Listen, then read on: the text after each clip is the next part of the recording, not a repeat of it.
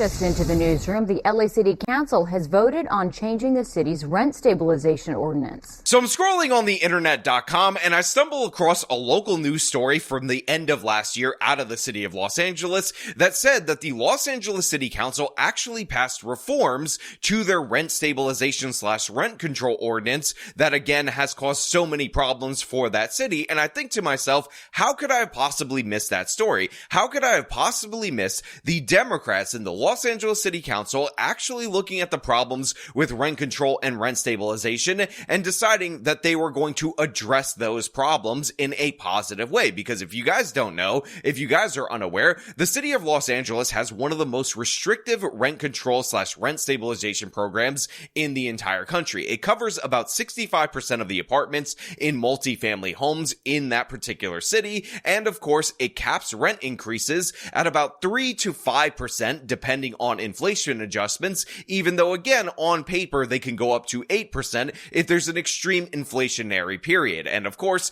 during the COVID-19 lockdown, they restricted those inflation increases, and they also, of course, put in the eviction moratorium. So of course, like everywhere that rent control and rent stabilization has been tried, this has led to less supply of housing on the market. This has, of course, led to lower quality housing, and of course, it's led, ironically, to higher prices for regular ordinary Angelenos. As more units leave the market, less units get built due to the price controls that were put in that obviously have distortionary impacts on the market. Now look, it is a well-established fact that rent control and rent stabilization absolutely backfires not only everywhere that is tried within the United States of America, but worldwide, and that repealing or reforming these policies leads to positive results and actually leads to lower prices. Again, see Buenos Aires that got rid of their rent control and actually saw inventory triple and prices end up dropping in half due to the fact that you just had more supply to actually meet the demand. And of course, this causes, when you repeal rent control and rent stabilization, a building boom. Look at the city of Austin that again, statewide has no rent control, no rent stabilization, and how they've built their way to lower prices. Again, without the heavy hand of government getting involved. So with all that being well known to the public, I thought it had to be a positive development that the city of Los Angeles, who again has one of the most restrictive rent stabilization ordinances in the entire country that covers some of the highest percentage of units in the entire country, was passing a reform law. That is, at least until I clicked the segment and I found out that they made it more restrictive. They made it worse in every possible way, removing the exceptions to raise rent for inflation, essentially putting in a hard cap at 3%. And by the way, extending the period where your building is automatically covered from 1978 to 1990. This meeting started at 10 o'clock this morning. It was a packed house, and we're now learning that the city council just took its vote. Take a look. 12 ayes, 2 noes. This item is adopted as amended. All right. And that was just a few moments ago. Item 47, a proposal to overhaul the rent stabilization ordinance. As you heard, it has passed. For hours, council listened to public comments and debated the issue. The proposal would cap annual rent increases at 3% for rent stabilized units in the city, roughly 650,000 units. It's like these left-wing legislatures from across the country at the state and local level are in competition to craft the absolutely most disastrous policies in the name of affordability that will absolutely make their city and make their state unaffordable. And this is what we're going to talk about today. But before we do, I want to thank everybody who supports this channel via actualjusticewarrior.com/join. Give me the money. Give me the money. Okay. The proposal would cap annual rent increases at 3% for rent stabilized units in the city, roughly 650,000 units. So as you just heard right there, they're hard capping rent increases at 3%. However, they will allow you to go up to 4% if the landlord also pays the utilities for these particular rent stabilized units. But essentially, when you look through the legislation, that's about it. That's all the wiggle room that you have. Now, if you're regular ordinary Angelino, this might not sound all that different to you because the caps are very similar, at least in this regard, to the previous ordinance. However, what they ended up getting rid of was the exemption for inflation, because under the old system, you could actually raise the rent up to an additional 5% in order to cover the cost of inflation, which again is a devastating understatement in terms of the actual costs that a landlord will face, especially considering that 1 year under Joe Biden, we actually had 9% inflation. And by the way, you can't even raise it 1-to-1 under the old system against inflation. You have to raise it based on a percentage of inflation costs, which means that you were never getting the full value from this inflation exemption in the first place. But of course, they removed that. And by the way, they also extended the time period that buildings are covered from 1978, which by the way, almost 2/3 of the buildings built in Los Angeles were pre-1978, which just goes to show you how bad rent control and rent stabilization impacts construction, since there are many more people in the city of Los Angeles since 1978. But this new ordinance actually extends to buildings built before 1990, so God knows how many multifamily units are absolutely going to get crushed by this so-called reform. Earlier, the Keep LA Housed Coalition which supports the proposal, held a rally ahead of the vote. Public comment for this morning's meeting will be taken in person. We have gone throughout the city to share why it is important to cap the rent at 3%. And Sergio ended with saying, we must stand with working class families, with working class Angelinos. Let's not put profit over families. What we decided then, along with all of those protections that we passed, was that we needed to look at how the rent was being charged to people who lived in rent-stabilized units. And what we found was that the rent was too damn high. Today, I'm calling on those same colleagues that with incredible fervor threw down for the convention center to throw down for our renters and our families today here in the city of Los Angeles. Now, in addition to getting rid of the inflation adjustments, which again never really adjusted for inflation, we also have the base rate essentially being set at 1% rather than 3% as it was before, meaning that you would have to basically prove a lot of things out in order to get to that 3%. And by the way, the new inflation formula, which doesn't go into a separate inflation metric, it goes into that 1 to 3%, only covers, like I said before, 90% of the cost of inflation. And by the way, this is actually an improvement for the landlords on what was originally proposed, because originally, within that 1 to 3%, if you wanted to adjust higher due to inflation, you were only going to be able to get 60 cents on the dollar in terms of your inflated costs. Now look, obviously the Los Angeles/California government has to make this as complicated and convoluted as possible,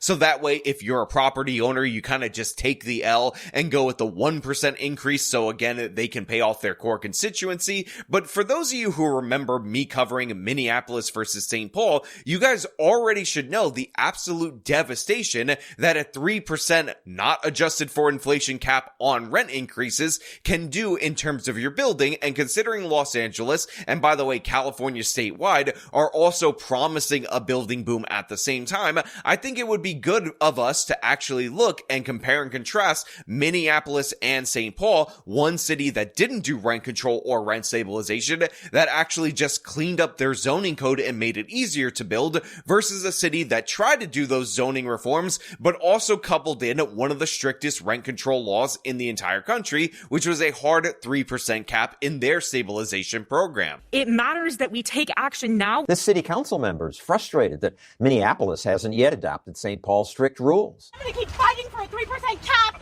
with all of you. I want us to follow their lead. She's the only Minnesota rent control promoter who'd talk to me. If you're a builder, why would you build in a place where you can't raise the rent more than 3%, which is less than inflation? If you're a person who lives in this city and you can't stay here anymore, then we don't have a city anymore. But the way you have a city is if people build apartments and houses, and that's what eventually brings the price down. In other cities, we have continued to see the development of property continue to happen. What cities? In San Francisco, there's continued to be development. San Francisco? That's a bad example of new development. Builders still build in Minneapolis. Building permits were up 65% last winter. But in St. Paul, they're down 60% because of rent control. you're not going to get more apartments by pushing this. This pause is one of those rare interview moments where silence reveals so much. I mean, don't elected officials research issues before imposing government force on others? I'm going to maintain that guaranteeing housing for people and making sure that they can stay in their homes matters more than anything else does. Yeah, so that clip was from John Stossel, and he was interviewing a Minneapolis city council person who wanted to copy the policy over in St. Paul, and he actually told this woman to her face what the actual results for this twin experiment in the Twin Cities, which, by the way, Minneapolis is seeing rents lower without adopting the policy because they've allowed building. St. Paul is an absolute disaster zone in terms of construction because they went in the rent control, rent stabilization direction, and this woman is absolutely dumbfounded. She's frozen, she buffers for an extended period of time, and then she just doubles down on the basic talking point. Well, essentially, that devastating policy in St. Paul was just copied over in Los Angeles, making their already crippling to the property owner system even worse, and yet they're expecting it to work. Supporters said today that this will assist renters who spend a significant portion of their income on rent amid the rising cost of living, but there were plenty of people who were arguing against it earlier today before that vote happened. Many said that this would push out landlords whose costs have also gone up, stall construction, and shrink housing. Councilwoman Monica Rodriguez said that since COVID, landlords have been, quote, jerked around and are still trying to recoup losses. We also heard from Fred Sutton earlier today with California Apartment Association. He urged the council to reject the proposal. Leadership requires facts and the courage to do what's best for the city. You cannot claim to be pro-housing while pushing regulations that are anti-housing provider.